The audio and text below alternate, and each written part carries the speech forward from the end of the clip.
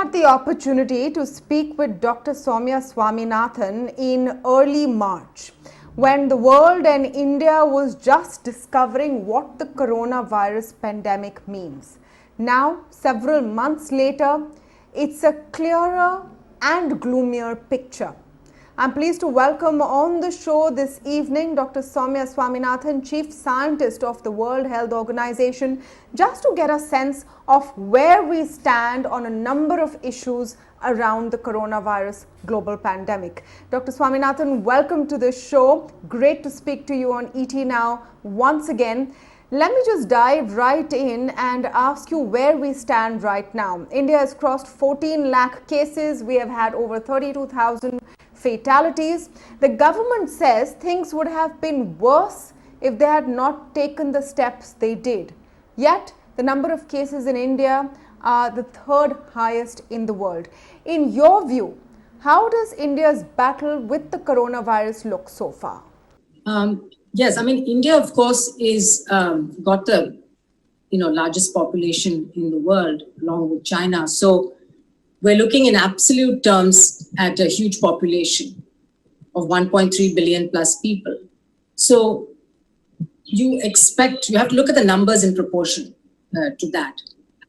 Also, India took early action. Focusing, of course, on travelers that were coming in from international destinations. Very early on, realized the importance of expanding the diagnostic testing centers. And it's really good to note that today there are over 1,300 testing centers across the country and over 500,000 tests being done, all of which I understand are being produced domestically. So this is very good progress from where India was in January, where there was not adequate testing at all. And recently, the Prime Minister has launched three high throughput testing centers. Particularly in the urban areas, I think this is a very good move because this enables huge numbers of tests to be done in a short period of time. Now, what is important is, of course, that testing needs to be followed up with the appropriate public health action, which is isolating the people who are positive, making sure that the contacts are traced, and the larger the number of contacts per person, the better, and that the contacts are quarantined and tested. Now, there could be some criteria that are applied across states in order to compare, how states are doing. Because, of course, again, India has so much of heterogeneity and variability between states. Things like the test positivity rate, the number of tests being done per lakh or per million population, the number of contacts that are traced for every positive patient, the turnaround time for results and the turnaround time for contact tracing, the number of hospital beds that are available both for mild and moderate and severe patients. These are some criteria that could be used actually to both look at the public health action, adequacy of action, as well as to look at the preparedness of the healthcare system. One thing that is bound to happen is with this huge pressure on the healthcare system and the staff, that people are going to be exhausted. I think they already are. People have been working around the clock from January onwards. And one will need to sustain this effort over a period of months, if not years. And so one needs to think about augmenting the workforce, not only doctors and nurses, but also contact tracers. I think different categories of people are being used in different states. But once they need to get back to their work, the Anganwadi workers and the ANMs and ASHAs also have a lot of other duties. And so you would need a cadre of workers who could be focusing on taking the public health actions that are needed for COVID. That's a suggestion that I have.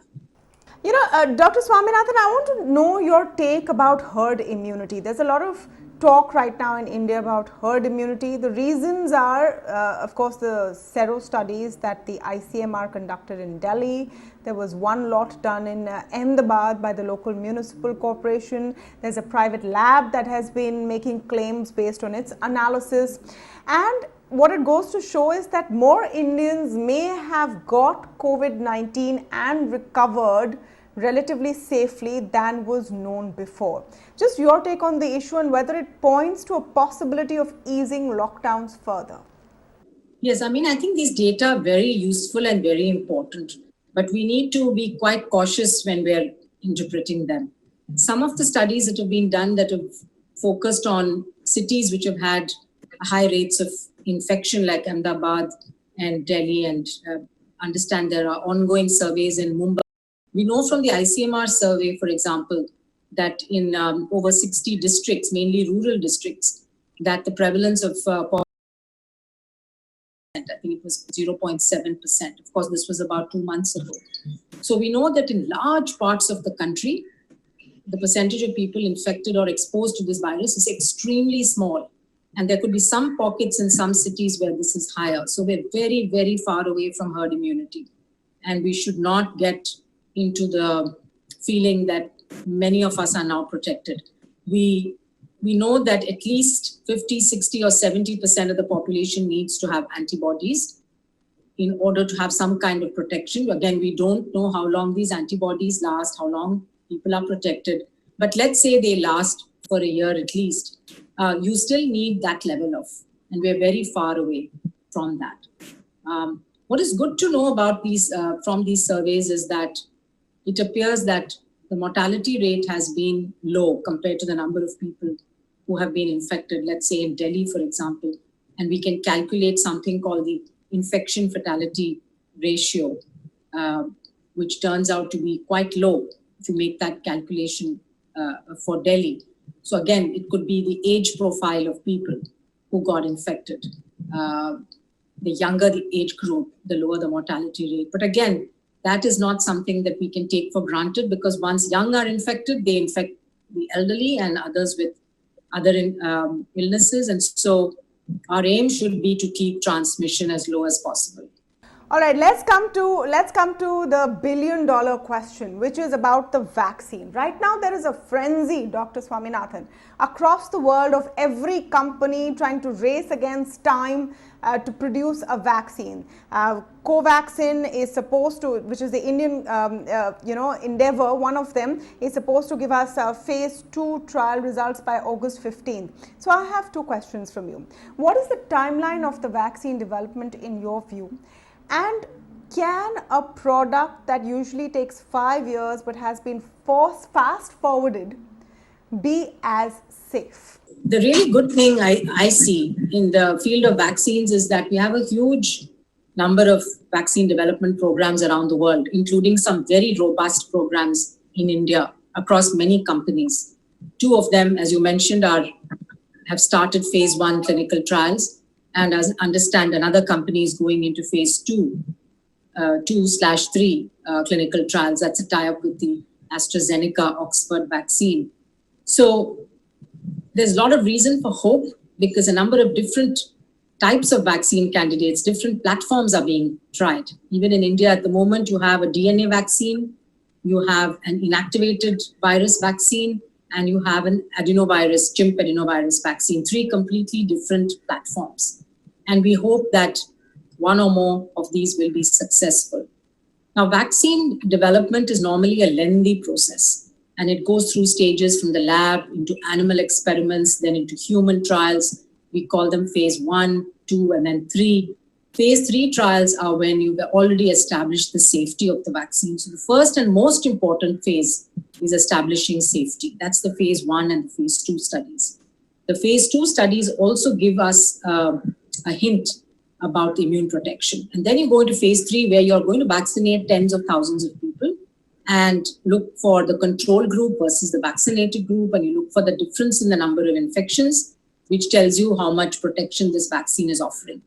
Now, WHO has set a bar, has set criteria for what we call should be the target product profile. We would like a vaccine that is at least 70% efficacious, certainly not less than 50%. The FDA in the US has said the same thing. I see that the Department of Biotechnology, working with partners in the Ministry of Health and ICMR, has come out with guidelines for the development of vaccines in India. This is very welcome. And so there are no shortcuts as far as the phases of vaccine trials are concerned. You have to go through phase 1 and 2 and 3. Where you can accelerate is by overlapping the phases, by being prepared in advance, by having the regulatory bodies with already pre-set criteria for licensing, and by investing and scaling manufacturing capacity, even before you know the results of the trial. So normally companies wait till they know the results of the trial and then scale manufacturing. So usually there's a gap. Gap can be quite long at times. So in this case, what WHO and partners are also trying to do by raising funds for the COVAX program is investing in both R&D and investing in manufacturing capacity so that we have the scale. Currently, vaccines are produced in the hundreds of millions of doses. There has never been any disease for which we've had to produce vaccines in the billions of doses as what we are going to need now. So we're looking at a completely different scale. And so we're going to need, hopefully, several vaccines that are successful across several different platforms and several different manufacturing sites spread out across the world so that we can scale up quickly. And then, of course, we're extremely concerned that we should not be in a situation where vaccine is available, but it only reaches some people in some countries and is not equitably distributed. So again, we are leading a lot of discussions around a global fair allocation framework and a fair allocation mechanism that will make sure that once there's vaccine, it's distributed to people around the world, regardless of where they live and whether they can pay or not. Dr. Swaminathan, I had the opportunity to speak to you last in the first week of March, when we were just trying to figure out what's happening with this coronavirus. What does it mean? Will we get done with it quickly? We didn't even know about the word lockdown then.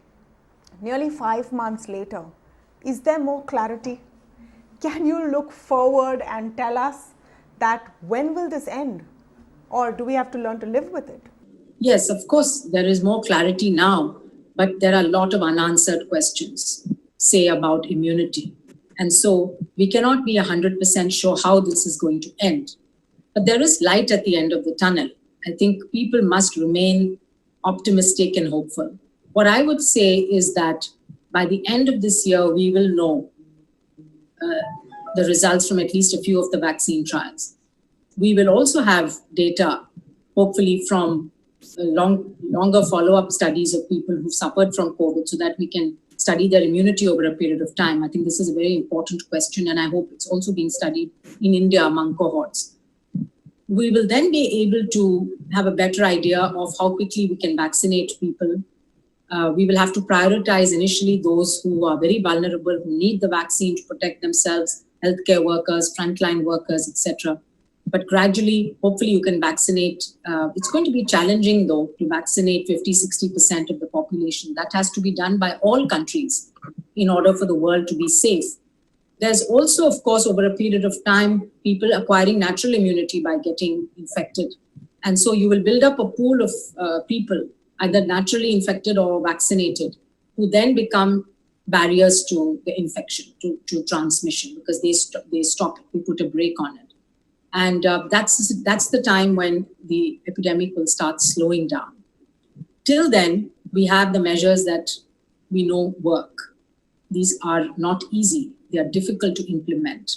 They're difficult for individuals. They're difficult for the governments. They're difficult for communities. And these are things like the physical distancing, the respiratory hygiene, the wearing of masks, the hand washing, the avoiding crowds, keeping all the precautions that we know, and avoiding those circumstances where we know that infections and super spreader events happen.